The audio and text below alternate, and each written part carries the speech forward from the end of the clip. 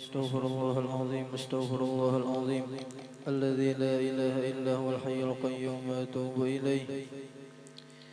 بسم الله الرحمن الرحيم. الحمد لله الحمد لله الذي جعلنا من أمة سيدنا محمد صلى الله عليه وسلم. أشهد أن لا إله إلا الله الملك الأكرم، وأشهد أن سيدنا ونبينا محمدا عبده ورسوله المعظم. اللهم صل وسلم وبارك على سيدنا محمد شفيع الأمم وعلى آله وصحبه ومن سلك منهجهم الأقوام. أما بعد. Alhamdulillah, puji syukur kita haturkan kehadirat Allah Subhanahu wa taala yang kembali memberikan kita nikmat taufik hidayah inayah sehingga kita bisa kembali dapat berkumpul di majelis yang mulia ini, di tempat yang penuh barokah ini. Kita berharap mudah-mudahan Allah Subhanahu wa taala mengampuni seluruh dosa-dosa kita, orang tua kita, anak cucu kita, nenek datuk kita, guru-guru kita, jiran tetangga kita, dan seluruh dosa kaum muslimin dan muslimat diampuni Allah zahir batin seumur hidup. Allah kabulkan segala hajat-hajat kita, baik hajat dunia maupun hajat akhirat. Amin amin ya rabbal alamin. Salawat dan salam kita haturkan keharibaan junjungan kita baginda Nabi Agung, Nabi besar Muhammad sallallahu alaihi wasallam, juga kepada keluarga, sahabat, kerabat dan seluruh pengikut beliau hingga hari kiamat. Jemaah Majelis Zikir wa Ta'lim Musalla Al-Ummi yang kita sama-sama dirahmati Allah Subhanahu wa taala. Kembali menyambung daripada pelajaran kita daripada kitab Risalah Asraris Shalah fi Asasil Farahi wal Falah, masih pembahasan surah Al-Maidah ayat 6. أعوذ بالله من الشيطان الرجيم. بسم الله الرحمن الرحيم. يا أيها الذين آمنوا إذا قمتم إلى الصلاة فاغسلوا وجوهكم وأيديكم إلى المرافق وامسحوا برؤوسكم وأرجلكم إلى الكعبين. يا أيها الذين آمنوا wahai orang-orang yang beriman. Idza qumtum ila sholati, apabila kalian hendak melaksanakan salat, faghsilu wujuhakum, maka basuhlah wajah-wajah kalian. Wa aydiyakum ilal marafiqi, dan basuhlah tangan-tangan kalian sampai siku. Wamsahu biru'usikum, dan sapulah kepala kalian. Wa arjulakum ilal ka'bain, dan basuhlah kaki-kaki kalian sampai dua buku lali. Pelajaran yang sebelumnya kita sudah membahas tentang menyapu kepala. Pembahasan membasuh wajah, membasuh tangan, menyapu kepala sudah ada kita bahas. Nah, sedikit menyambung mengenai tentang menyapu kepala dan menyapu telinga. Sebelumnya sudah kita bahas tentang berapa kali daripada menyapu kepala. Ayatnya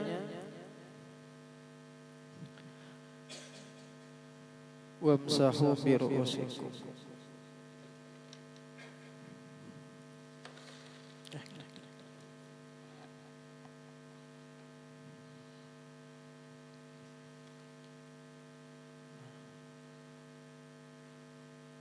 Wamsahu biru'usikum.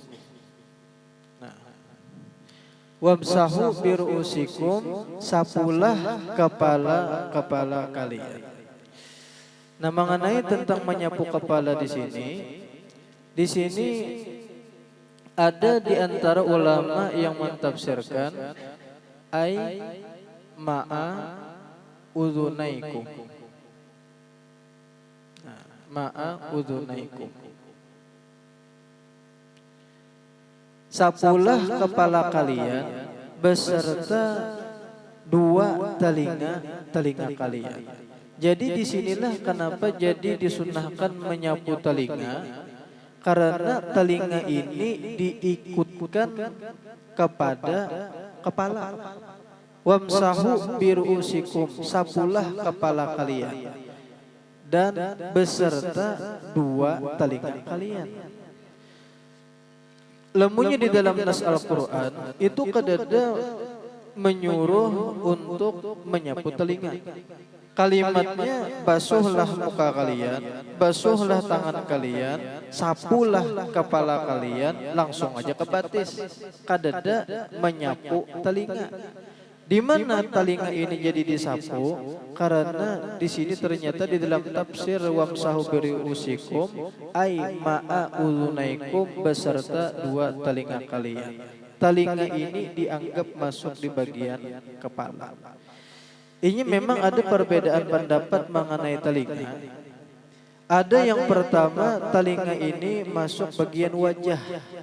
Ulama yang berpendapat, nah maka ulama yang berpendapat telinga masuk bagian wajah, bagi sidin ini ketika membasuh wajah itu sekaligus menyapu telinga. Jadi pas membasuh wajah, nah langsung menyapu ke telinga. Syafi'i sunat 3 kali. Jadi 3 kali ambil pulang baju basah, basuh muha, nah selajur langsung menyapu telinga 3 kali. Ada ulama yang berpendapat telinga ini masuk di bagian kepala. Masuk bagian kepala. Nah bagi ulama yang berpendapat telinga masuk bagian kepala, sidin ini ketika menyapu kepala langsung beimbai ke telinga. Langsung beimbai ke telinga, sapu kepala. Nah sapu kepala, umpamanya sebagian kepala disapu lah. Nah dari belakang dulu umpamanya, dari belakang. Nah, beto pulang dari muka ke belakang langsung sambung ke telinga. Ini yang berpendapat telinga masuk bagian kepala. Ada juga ulama yang berpendapat menyendiri telinga juga masuk bagian kepala kada, masuk bagian muha kada, masuk bagian kepala sini kada. Jadi menyendiri. Jadi tuntung menyapu kepala, bahasa pulang ambil banyu, sapu pulang telinga. Berapa kali? 3 kali. Sunat 3 kali, 3 kali. Jadi ulama dari perbedaan pendapat ini, ada ulama yang menyimpulkan gabung sebarataan. Gabung sebarataan pakai, umpati pakai juga pendapat ulama yang mengatakan telinga masuk bagian wajah. Jadi kita basuh, ketika membasuh wajah langsung telinga, sambung 3 kali sudah. Begitu pulang kena pas menyapu kepala, pakai pulang ulama yang berpendapat telinga masuk bagian kepala. Jadi ketika menyapu kepala langsung sambung ke telinga 3 kali, 6 kali sudah. Begitu pulang 4 pulang pendapat ulama yang mengatakan menyendiri telinga juga. Kada masuk kepala, kada masuk muha. Jadi bahasa pulang ambil banyu, sapu pulang telinga berapa kali? 3 kali, sunat 9 kali sudah. Ada lagi ulama yang mensunatakan tambah pulang mengenai telinga ini, ambil banyu basah, sambung pulang nang gini. Nah pangarannya gini, nukup telinga gini. Nah sunat juga. Nah jadi 9, 12 jadinya 3 kali gini. 12 mengenai masalah telinga aja biar. Nah 12 kali. Nah kemudian mengenai menyapu kepala, mashur roksi. Nah mashur roksi ini artinya menyapu kepala. Ini dibagi kepada 2 bagian. Yang pertama ada ngarannya matbu. Nah, ada ngarannya tabi'ur roksi. Nah, tabi'ur roksi pengikut bagi kepala. Ini matbu ini artinya yang diikuti. Nah, lamunya ini yang mengumpati. Nah, mengumpati kepala.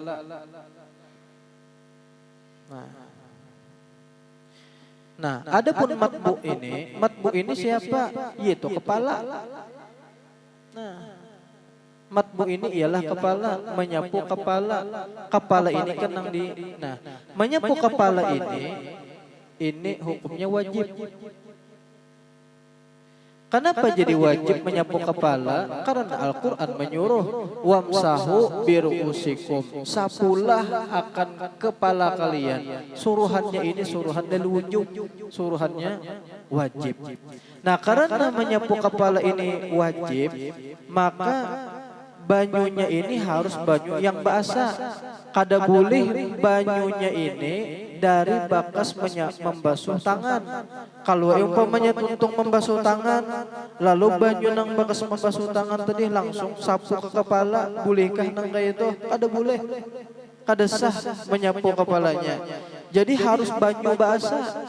Nya menyendiri bang. Jadi tangan juga, kepala juga. Jadi ketika tuntung sudah membasuh tangan, ambil banyu basah, anyar sapu ke kepala, kada boleh bersambung.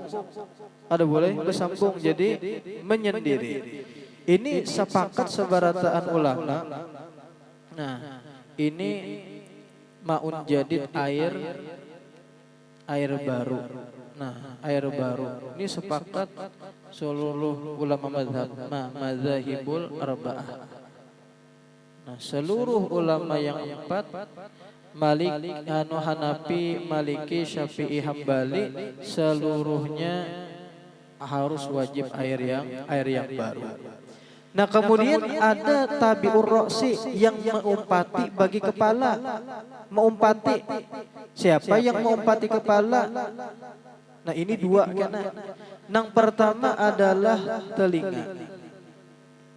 Nah, yang pertama adalah telinga. Telinga ini mengumpati bagi kepala. Makanya di sini tafsirnya sapulah kepala kalian. Ini wajib nih karena di Quran langsung nesnya ai ma'udhunaikum beserta dua telinga kalian. Telinga ini ngarannya diumpatakan lawan ruus, lawan kepala. Berarti sebagaimana kepala disapu, si telinga pun disapu juga, bukan dibasuh. Nah, ini telinga. Nah, telinga ini wajibkah, sunnatkah? Namanya telinga ini hukumnya sunat. Nah, karenanya mau diumpatakan aja bang. Jadi sunat kada wajib. Nah, sunat. Kemudian yang menjadi masalah ini, yang jadi khilafiyah ulama ini mengenai tentang banyunya ini, banyu hanyarkah atau banyu beimbaikah? Selajur menyapu kepala langsung telinga. Kan telinga ini diumpatakan lawan kepala. Diumpatakan. Apakah banyu hanyar atau menyapu kepala langsung sambung ke telinga? Nah, ini ada perbedaan pendapat ulama. Yang pertama pendapat air baru. Nah, air baru. Siapa yang berpendapat banyu yang hanyar, banyu basah, yaitu dua imam, yaitu Imam Malik lawan Imam Syafi'i. Nah, Imam Malik lawan Imam Syafi'i jadi menunggalakan. Jadi tuntung menyapu kepala, tuntung sudah sapu kepala, ambil banyu basah, anyar sapu telinga ulang. Banyu basah, ya kan? Banyu basah. Nah, adapun pendapat yang kedua ini bersambung. Nah, menyapu kepala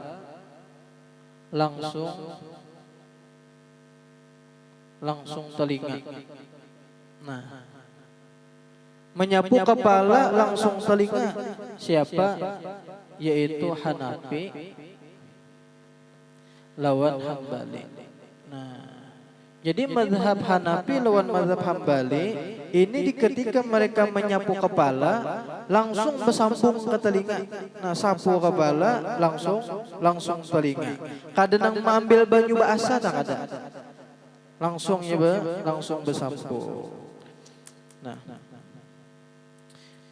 kemudian pula ternyata ada lagi nang pengikut bagi kepala tabi'ur roksi sama nang kayak telinga ini nah.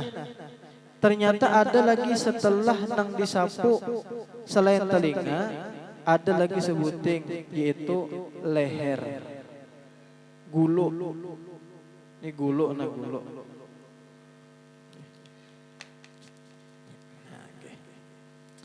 Nah, jadi ada ulama yang menambahi lagi tabi'ur roksi yang mengompati kepala yaitu gulu leher.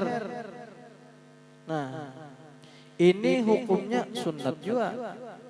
Nah, sunat.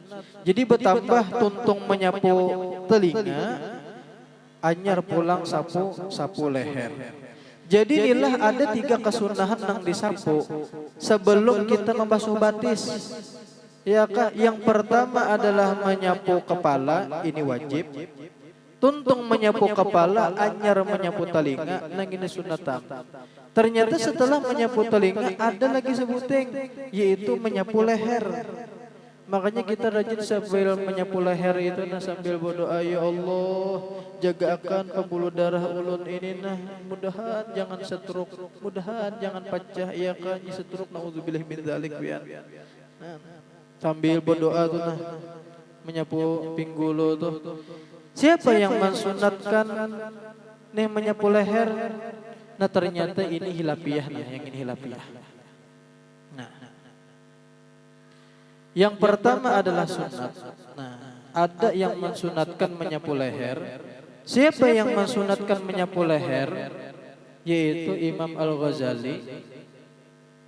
Nah, Imam Ghazali lawan Imam Ruyani. Ini bubuhan ashab Syafi'i ya.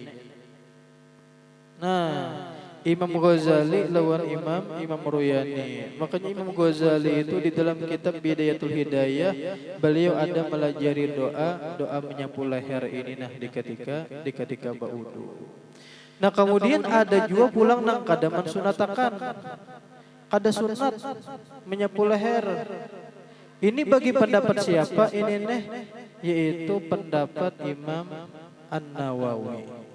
Nah jadi Imam An-Nawawi sini kada mensunatakan. Cuman nilai untuk menyapu telinga ini seberataan mazhab sunat.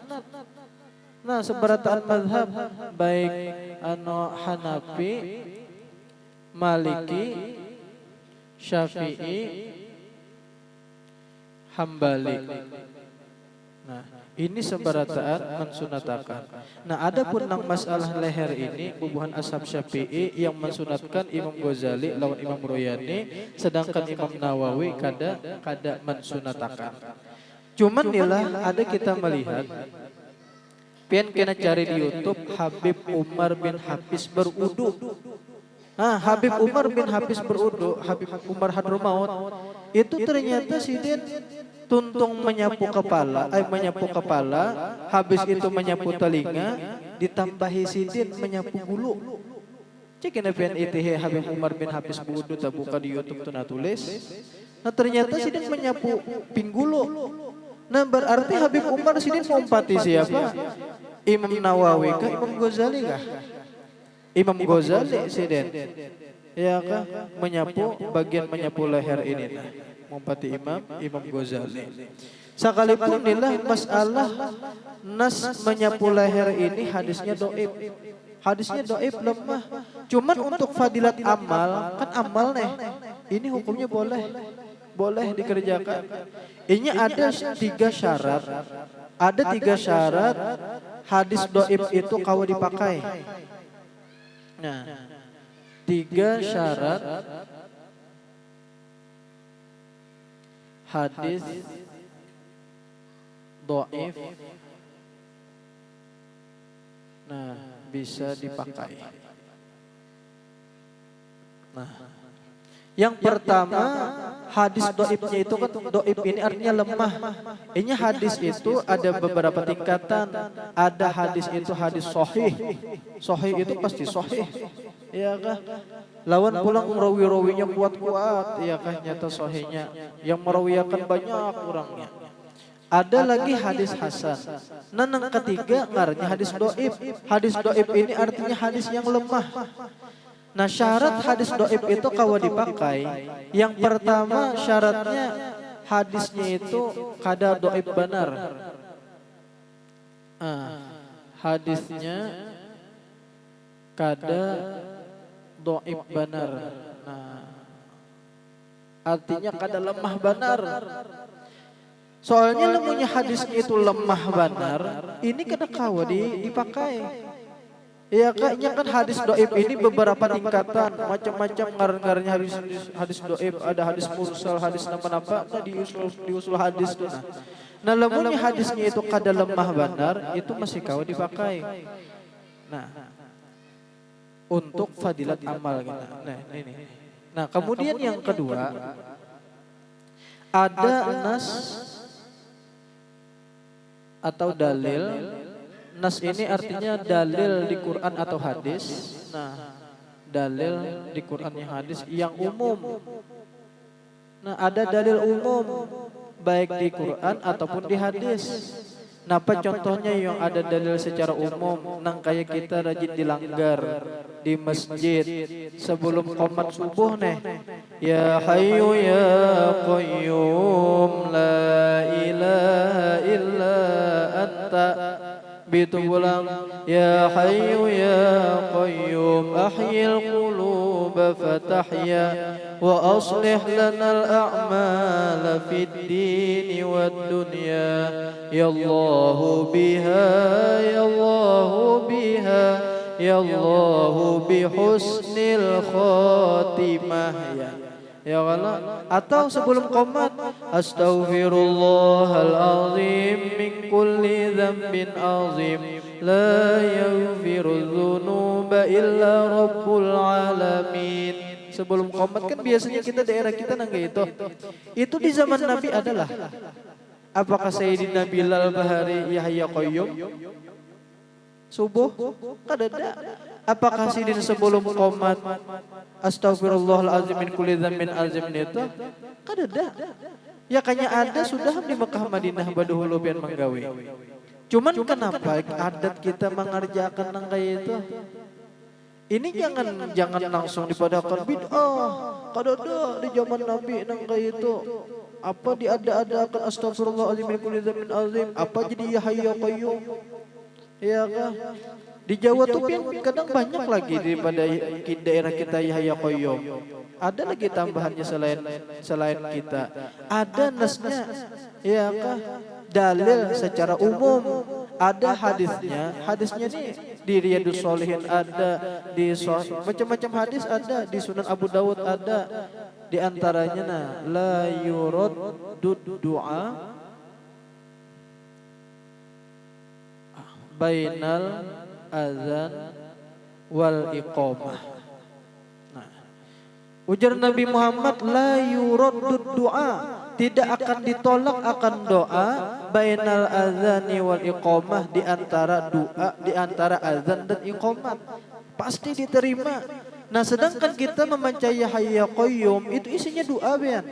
Ya Hayyu ya Qayyum bitu ahyil quluba fatahya, wahai Allah yang maha hidup, wahai Allah yang maha berdiri sendiri, ahyil quluba fatahya, hidupkanlah hati ini nah jangan mati. Wa aslih lanal a'mal fid dini wad dunya, bagusakanlah segala amal-amal ulun, baik amal dunia, amal akhirat, amal di agama. Begitu pulang dengan berkat Yahya Qayyum ini nah, ya Allah biha, ya Allah biha, ya Allah dengan berkat amal soleh, di antaranya baca ya Hayyu Qayyum bi husnul khotimah, kami minta husnul khotimah. Kadang ya Allah biha, ya Allah biha, ya Allah bi rahmah wasi'ah, kami minta rahmat yang luas. Doa kada? Doa. Astaghfirullahalazim min kulli dzambin azim. Aku meminta ampun kepada Allah Ta'ala daripada dosa besar. Permintaan kita minta ampun lawan Tuhan, doa kada? Doa, apa nang salah? Ya Allah, jangan sedikit-sedikit bid'ah, isi itihi dahulu isi nang kita baca tu napa? Doa isinya. Sedangkan ujar Nabi, la yuraddu du'a bainal adzan wal iqamah, tidak akan ditolak segala doa antara azan dan qomat. Berarti boleh kada baca ya Qayyum? Boleh kada astagfirullahalazim min kulli dzambin azim? Boleh, apa nang kada boleh? Nah, kemudian yang ketiga, yang terakhir ialah untuk fadilat amal. Nah, boleh digunakan hadis dhaif untuk fadilat amal. Nang kayak kita inilah puasa nisfu Sa'ban. Puasa nisfu Sa'ban itu hadisnya dhaif pian. Cuman untuk fadilat amal bolehkah digawe? Boleh, silahkan. Kayak puasa hari Asyura itu dhaif anu hadisnya pian. Cuman untuk fadilat amal boleh. Ini hadis dhaif ini kada boleh dipakai lemunya untuk akidah. Mau kada mau harus hadis hasan mau kada mau harus hadis sahih, paling kada hadisnya hasan, dhaif kada kawa. Atau untuk jadi hukum harus yang sahih atau hasan, nang dhaif kada kawa. Untuk fadilat amal kawa aja dipakai. Nah, mudah-mudahan sehat, panjang umur, mudah rezeki umroh haji, mudah-mudahan Allah Ta'ala jadikan anak cucu kita sampai hari kiamat solehin dan solehat, beruntung dunia akhirat, selamat dunia dan akhirat. Allah Ta'ala matikan kita dalam keadaan husnul khatimah, membawa iman sempurna, Islam sempurna, akhir kalam mengucap la ilaha illallah, masuk surga bighairi hisab, berkumpul dengan Rasulullah dan wali-waliullah Ta'ala ala hadhihi niyat, wali kulli niyatin salihah wila hadratin Nabi sallallahu alaihi wasallam. Al-Fatihah. A'udzubillahi minasyaitonir rajim. Bismillahirrahmanirrahim. Alhamdulillahi rabbil alamin arrahmanir rahim maliki yaumiddin iyyaka na'budu wa iyyaka nasta'in ihdinas siratal mustaqim siratal ladzina an'amta 'alaihim ghairil maghdubi 'alaihim waladdallin amin.